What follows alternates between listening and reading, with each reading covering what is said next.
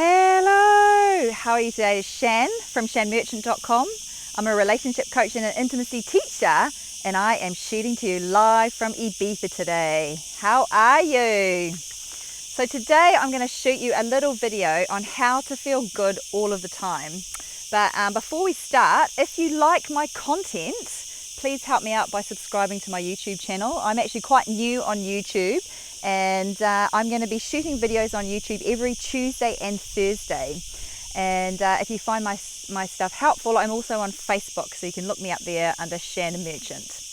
Right, so let's dive in. So how to feel good all of the time. And I actually wanted to shoot you this video today because I do get this with my psychotherapy clients. So my background's in psychotherapy. If you've watched my videos before, I'm also really passionate about relationships, intimacy, and having a healthy relationship with yourself before you can get into a relationship with someone else. And a lot of people want to feel happy all of the time. They believe that to be in a healthy relationship and also to be in a healthy relationship with themselves, so a healthy relationship with someone else and a healthy relationship with themselves, that they have to feel good all of the time. And I want to dispel this myth, because I want to tell you, you are not going to feel good all of the time, and this is normal.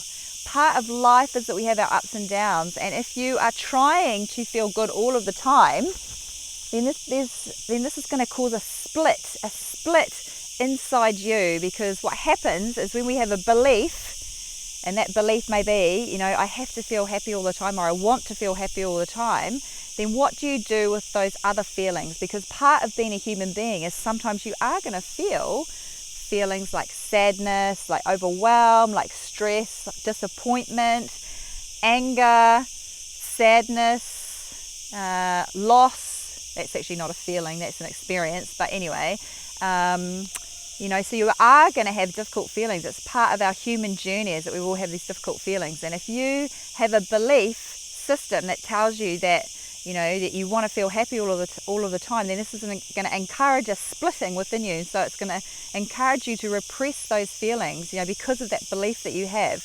And if this is you, then I would be curious about this, because I would be wanting to know, how are you with yourself? What are you afraid of? Because this is not healthy. So this is not coming into healthy relationship with yourself, because there's a judgment there. There's a judgment, actually. I'm not feeling good today.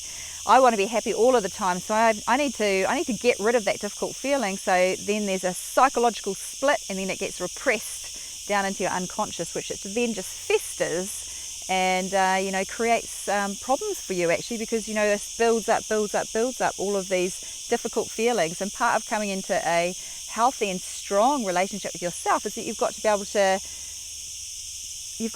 be with yourself in all your landscapes and all your emotional landscapes. And so part of this is actually being able to be with yourself in the empty moments. So after that, I want to say that, firstly, you won't feel good all the time, and it's part of being human. I don't feel good all of the time, but I know how to be with myself when I'm not feeling as good as I want to be. The other thing that I want to say is that, one thing I've learned over the last couple of years is actually to make it my priority to feel good every day. And so I think that's actually a wonderful thing to wake up with, to wake up and know that that's one of your conscious intentions for the day. I want to feel good.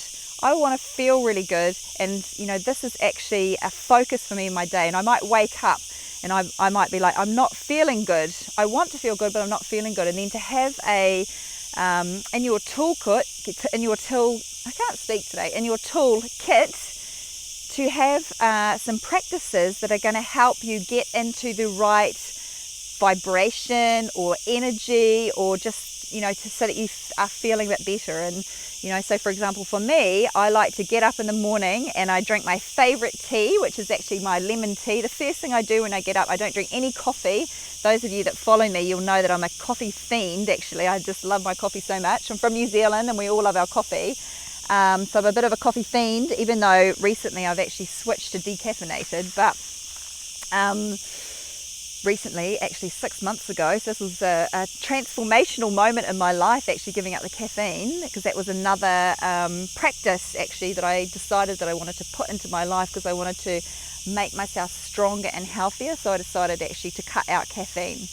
But anyway, so, you know, let's say you wake up in the morning and you've actually now made it a conscious intention that you want to feel good every day and you want to make it your top priority. So what do you need to help shift you from where you are into the place of feeling good? And so this might be something like writing in your journal for 10 minutes to help process whatever you're holding on to from perhaps yesterday or your week, or there might be something going on for you. It might be actually having a really hot shower or having a cold shower, sitting outside. Like what I like to do is I get up before everyone else in the house, and so I get up super early. My best time to get up is actually 5:30 in the morning. And I make myself a lemon tea, and I go out and I've got another one of these big armchairs and I go and sit outside of my house. There's no one there, and I just have some alone time. And this is like really nurturing for me in terms of making myself feel good. And so I just settle into my day, and I know it's a priority to feel good. And so I want to encourage you, like, to know that actually you're not going to feel good every day, and actually that's just life. But actually, you know, what works for you, what do you know, what do you have in your toolkit in terms of when you get up for the day and you want to start the day well, and so you want to help shift your energy into that direction. The other thing that I wanted to say was listening to your body. And so, for example, you can track, as in, like, so you want to feel good every day, but your body is like telling you some messages. Perhaps you might be feeling really tired and you're ignoring this, and so it's time to slow down.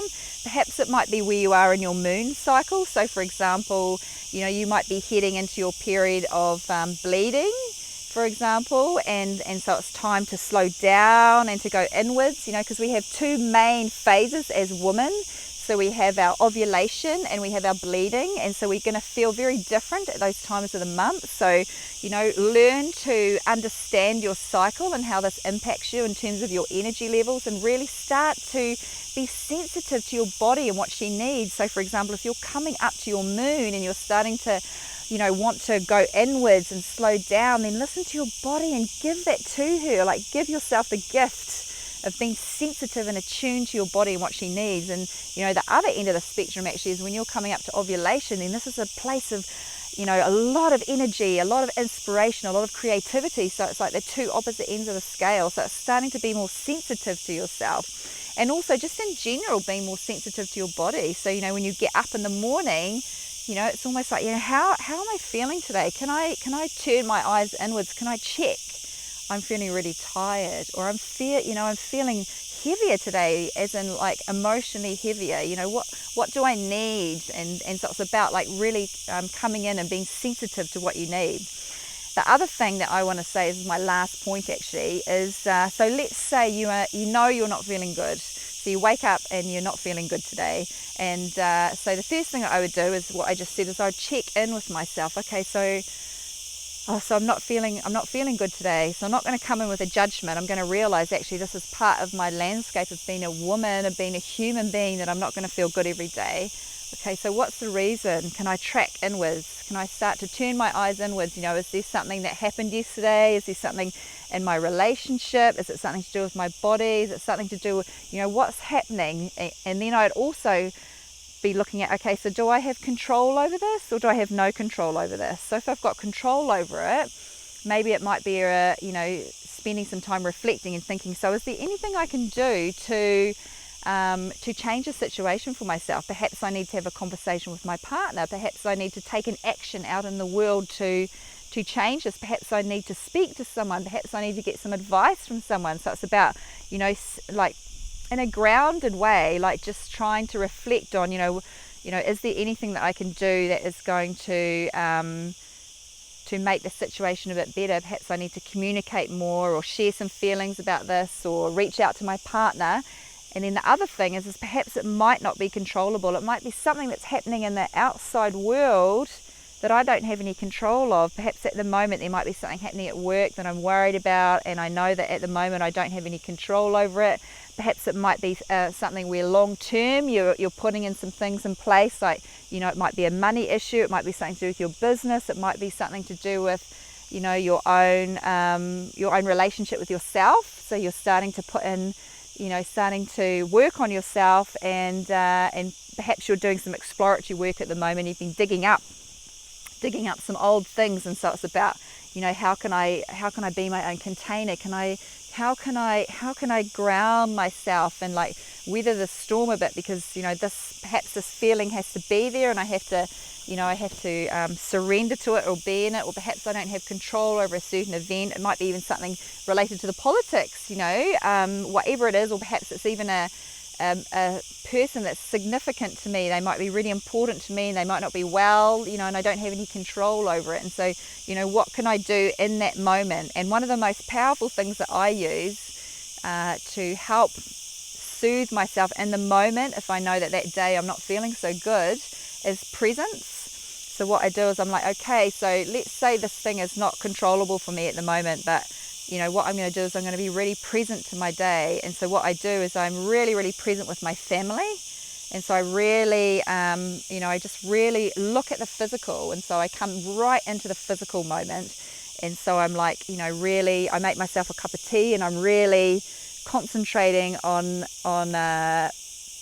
appreciating just this physical moment. So I'm appreciating holding my mug, and I'm feeling how hot the tea is and the taste of the tea, and I'm looking at the color of the mug, and I might be sitting outside, and there might be some sun, or there might be some wind. I also like wind, actually. Wind for me is quite cleansing, and I really like to be in wind. So, you know, particularly if I'm feeling some emotion, I use my body, and I might be like, oh, I'm gonna allow that wind to just flow through me a bit. So I use the wind as well, actually. But here in Spain we have a lot of sun, and so I might be sitting in the shade. I might be enjoying being in the shade, the coolness of the shade. There might be a breeze blowing.